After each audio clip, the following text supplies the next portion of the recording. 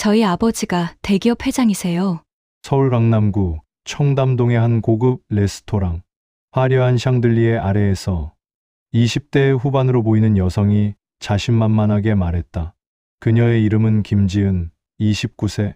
명품 브랜드로 온몸을 치장한 그녀는 자신을 국내 굴지의 대기업 태양그룹 회장의 막내딸이라고 소개했다.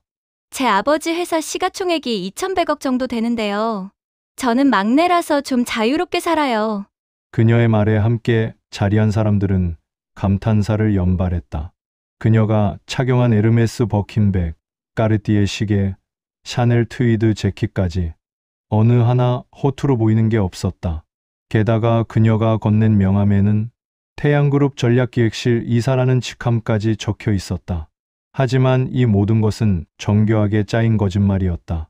김지은이 처음 사람들 앞에 모습을 드러낸 건 2023년 초였다. 그녀는 SNS에 고급 레스토랑, 명품 매장, 해외여행 사진을 올리며 화려한 일상을 과시했다. 인스타그램 프로필에는 재벌 3세, 태양그룹, 자유로운 영혼 같은 해시태그가 달려 있었다. 그녀의 SNS는 금세 주목을 받았다. 팔로워 수는 순식간에 10만 명을 넘어섰고 그녀를 만나고 싶어하는 사람들이 줄을 이었다.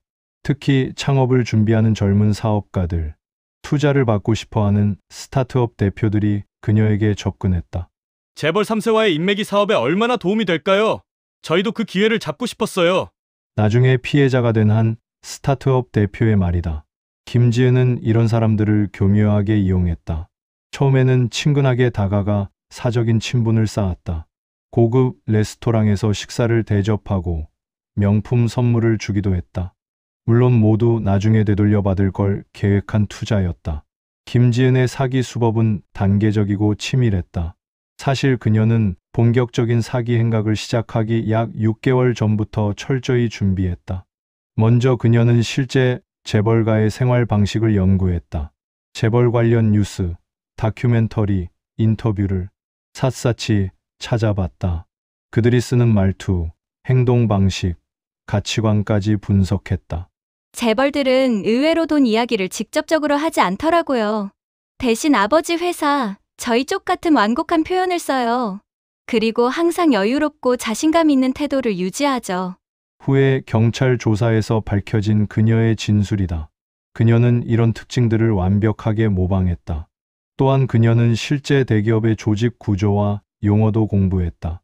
전략기획실, 이사회, 법인카드 결제, 투자심사위원회 같은 전문 용어를 자연스럽게 사용하며 신뢰도를 높였다. 심지어 그녀는 연기학원까지 다녔다. 재벌 3세 역할을 완벽하게 소화하려면 연기력이 필요하다는 게 그녀의 생각이었다. 준비가 끝난 후 김지은은 자신의 신분을 증명하기 위한 여러 가지 장치를 마련했다. 첫째, 명함이었다. 태양그룹 전략기획실 이사라는 직함이 적힌 명함은 전문 인쇄업체에서 제작한 것으로 일반인이 보기엔 진짜와 구별이 불가능했다. 심지어 회사 로고까지 정교하게 새겨져 있었다. 둘째, 사무실이었다. 그녀는 강남의 한 공유 오피스를 단기 임대하여 태양그룹 서울지사라는 간판을 달았다. 물론 실제 태양그룹과는 아무 관계가 없었지만 방문객들은 이를 의심하지 않았다. 셋째, 가짜 직원들이었다. 그녀는 아르바이트생들을 고용해 비서와 직원 역할을 맡겼다. 이들은 방문객이 올 때마다 바쁘게 전화를 받고 서류를 정리하는 척하며 분위기를 연출했다. 처음 그 사무실을 방문했을 때는 정말 대기업 분위기가 났어요. 직원들도 있고 회의실도 있고 의심할 여지가 전혀 없었죠? 피해자 중 박민수 씨가 명 35세의 증언이다. 김지은의 사기극에는 그녀 혼자만 있었던 게 아니었다. 그녀는 몇 명의 보조 배우들을 고용했다. 이들은 각자 맡은 역할을 완벽하게 연기했다. 첫 번째 보조 배우는 이진우 가명 32세였다.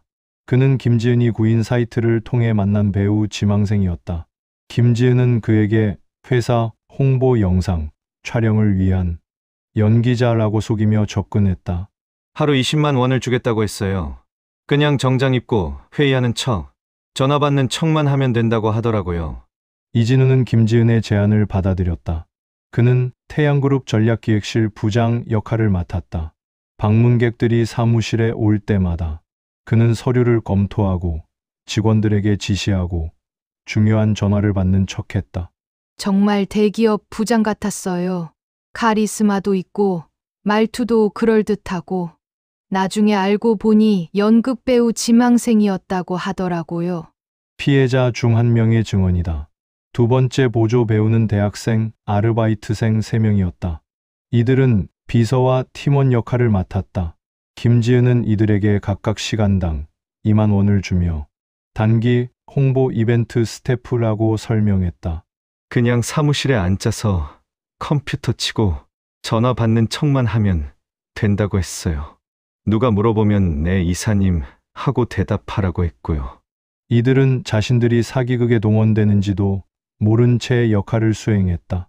덕분에 방문객들은 실제로 운영되는 회사라고 믿을 수밖에 없었다.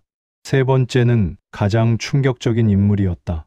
60대 남성 김태호 가명이었다. 김지은은 그를 아버지 역할로 캐스팅했다. 한 번은 특별히 큰 투자를 유치하려고 했어요. 피해자가 회장님을 직접 만나고 싶다고 했거든요. 검찰 조사에서 밝혀진 내용이다. 김지은은 연기 경력이 있는 은퇴한 배우를 섭외했다. 그에게 100만 원을 주고 단 한 번 30분간 태양그룹 회장 역할을 맡겼다. 호텔 라운지에서 만났어요. 정말 회장님 포스가 났죠. 카리스마 있게 악수하고 사업 얘기하고 완벽한 연기였어요. 이 만남 이후 피해자는 5억 원을 투자했다. 물론 그 돈은 모두 김지은의 손으로 들어갔다. 신뢰를 쌓은 후 김지은은 본격적인 사기 행각을 시작했다. 그녀의 주요 타겟은 크게 세 부류였다. 첫 번째는 투자를 원하는 스타트업 대표들이었다.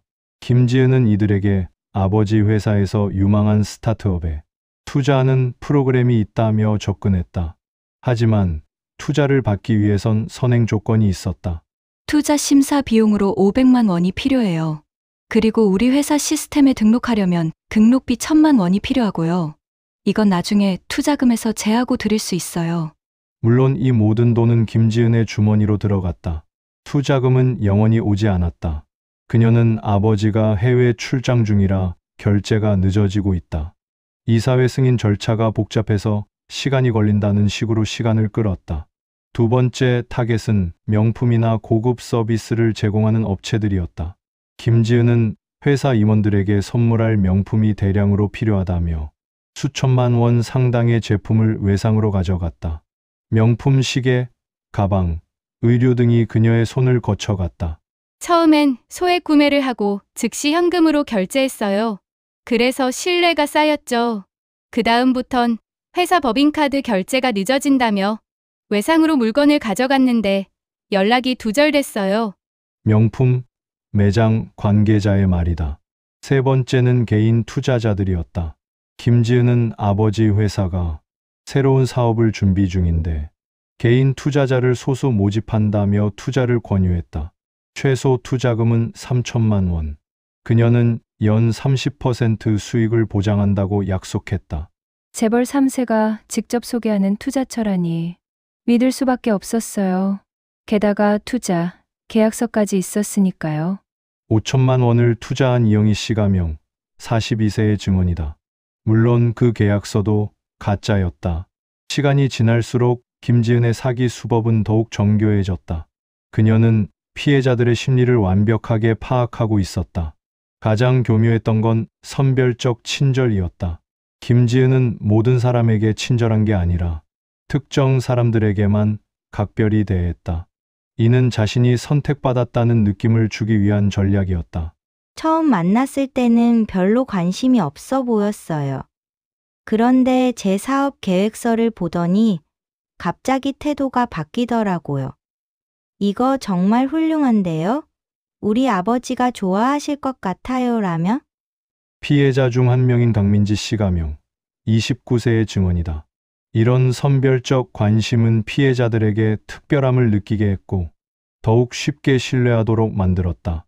두 번째 수법은 시간 압박이었다. 김지은은 항상 이 투자 기회는 이번 주까지만 유효하다. 다른 곳에서도 관심을 보이고 있다며 피해자들을 재촉했다. 천천히 생각하고 싶었는데 다음 주면 다른 업체로 결정될 것 같다고 하더라고요. 기회를 놓칠까 봐 급하게 결정했죠. 이런 시간 압박은 피해자들이 충분히 생각하거나 검증할 시간을 주지 않았다. 세 번째는 작은 성공 경험이었다. 김지은은 처음에 작은 거래를 성사시켰다. 예를 들어 100만 원을 빌려주면 일주일 후 이자와 함께 120만 원을 돌려줬다. 이런 경험은 그녀에 대한 신뢰를 급격히 높였다. 처음 500만 원을 빌려줬는데 약속한 날짜에 정확히 550만 원을 돌려받았어요. 그래서 다음엔 5천만 원을 투자했죠. 그때부터 연락이 끊겼어요. 네 번째는 공식 서류 위조였다. 김지은은 단순히 구두 약속만 한 게 아니었다. 투자 계약서, 회사 등기부등본, 사업자 등록증, 심지어 은행 잔고 증명서까지 위조했다. 서류가 완벽했어요. 공식 도장도 찍혀 있고 회사 직인도 있고 전문가가 봐도 구별하기 힘들 정도였다고 하더라고요. 이런 위조 서류들은 온라인 불법 업체를 통해 제작됐다. 김지은은 한 건당 50만 원에서 100만 원을 주고 이런 서류들을 구매했다. 김지은의 사기극은 사업 관계자들에게만 그친 게 아니었다. 그녀는 자신의 연인마저 철저히 속였다. 2023년 중반, 김지은은 한 소개팅 앱에서 IT 기업 중간 관리자인 최연우 가명 34세를 만났다. 처음부터 그녀는 자신을 재벌 3세로 소개했다. 처음엔 믿기지 않았어요. 하지만 그녀가 사는 아파트를 보고 확신했죠. 최연우의 말이다. 김지은은 강남의 고급 아파트에 살고 있었다. 물론 그 아파트는 그녀가 피해자들에게 받은 돈으로 전세 계약한 것이었다. 두 사람은 연인 관계로 발전했다. 최연우는 김지은의 화려한 라이프 스타일에 매료됐다. 매주 고급 레스토랑 데이트, 명품 선물, 해외여행. 모든 비용은 김지은이 냈다. 저는 평범한 직장인이라 부담스러웠어요. 하지만 그녀는 나한테는 돈이 중요하지 않아. 내 마음만 있으면 되라고 하더라고요. 김지은은 최연우에게도 완벽한 거짓말을 이어갔다. 그녀는 정기적으로 회사 일 때문에 라며 며칠씩 연락을 끊었다. 실제로는 다른 피해자들을 만나 사기를 치고 있었다. 약 8개월간 교제한 후 김지은은 최연우에게 결혼을 약속했다. 프러포즈를 받았어요. 우리 결혼하자. 아버지한테도 소개시켜 줄게라고 하더라고요. 최연우는 행복했다. 재벌가의 사위가 된다는 것. 평생 걱정 없이 살 수 있다는 것에 대한 기대감이 있었다. 하지만 이 모든 것은 김지은의 계획된 거짓말이었다. 더 충격적인 건 김지은이 최연우를 사기에 활용하려 했다는 점이다. 몇 번 그녀의 사업 미팅에 동행한 적이 있어요. 나중에 생각해보니 저를 이용해서 신뢰도를 높이려던 거였더라고요. 김지은은 투자자들을 만날 때 최연우를 데려갔다. 제 약혼자예요. IT 전문가죠라며 소개했다. 최연우는 자신도 모르게 김지은의 사기극에 신뢰성을 더해주는 소품이 된 것이었다. 김지은의 사기극이 약 2년 가까이 지속될 수 있었던 건 철저한 관리 덕분이었다.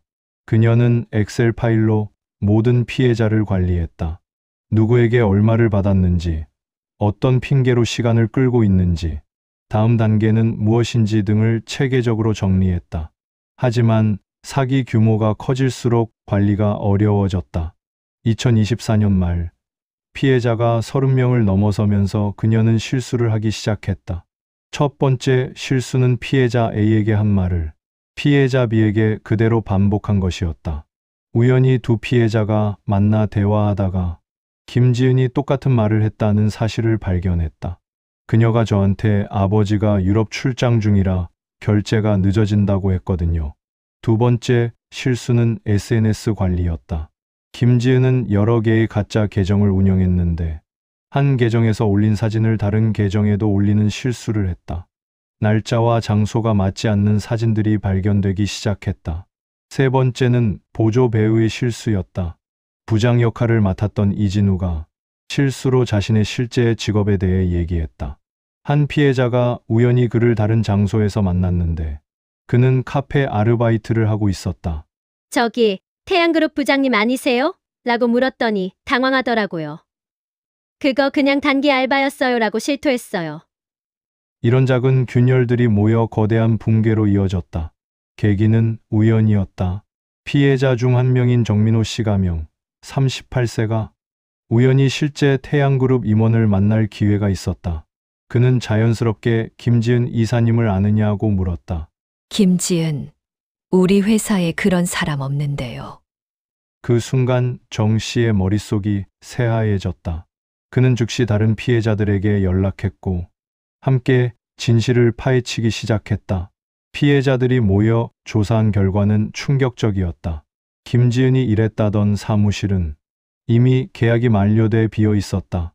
그녀가 준 명함의 전화번호로 걸면 현재 사용하지 않는 번호라는 안내만 들렸다.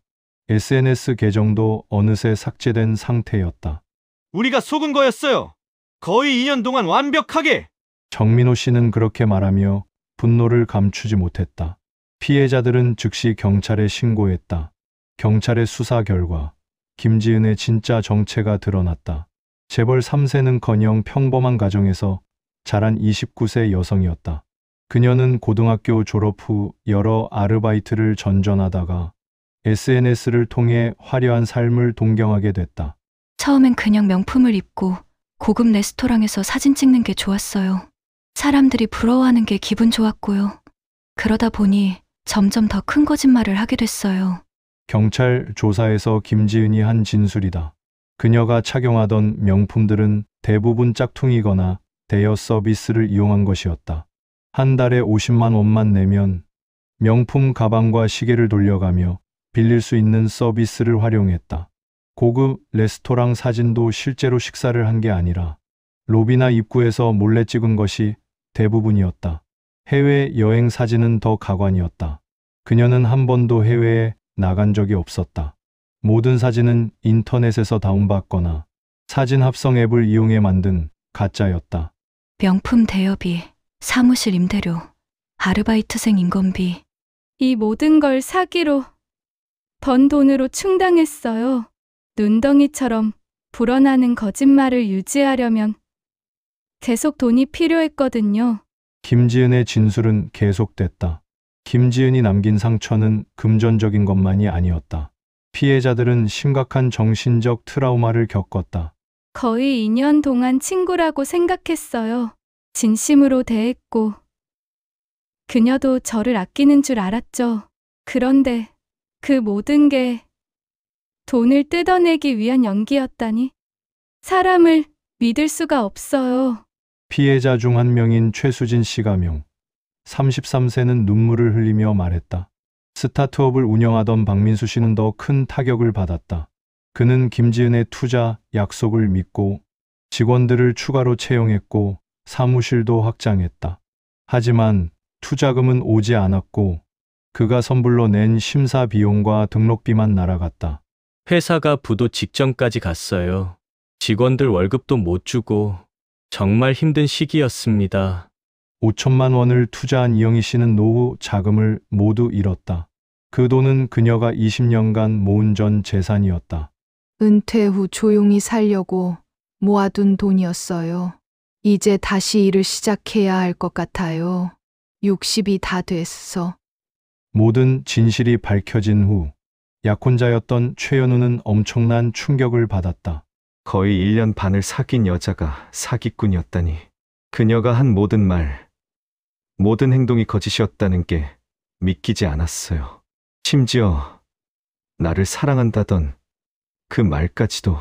최연우는 우울증 진단을 받고 6개월간 치료를 받아야 했다. 경찰은 김지은의 휴대폰 위치 추적과 카드 사용 내역을 통해 그녀의 소재를 파악했다.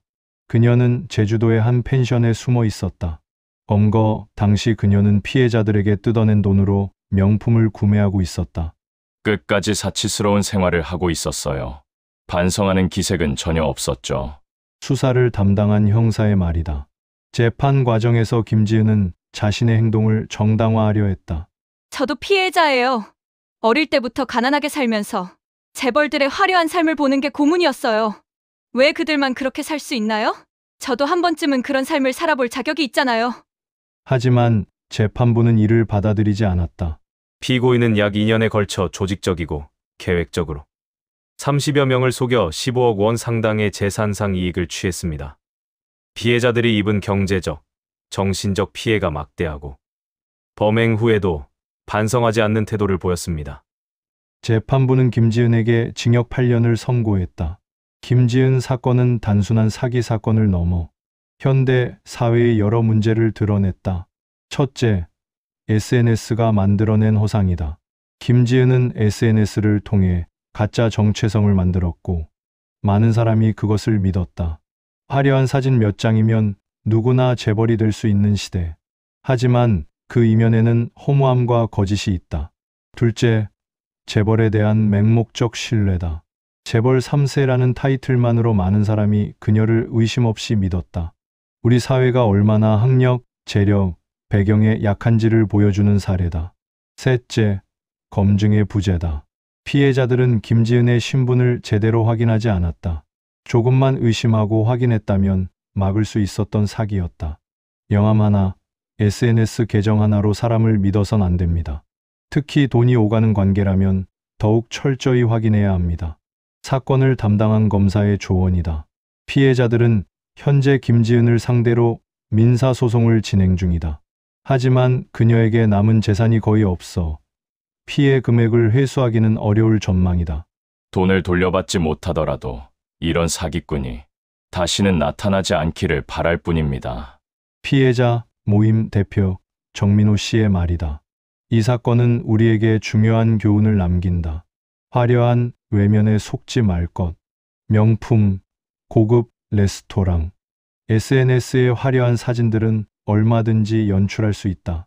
진짜 중요한 건 그 사람의 진정성이다. 검증을 철저히 할 것. 특히 투자나 사업과 관련된 제안을 받을 땐 상대방의 신분과 회사를 직접 확인해야 한다.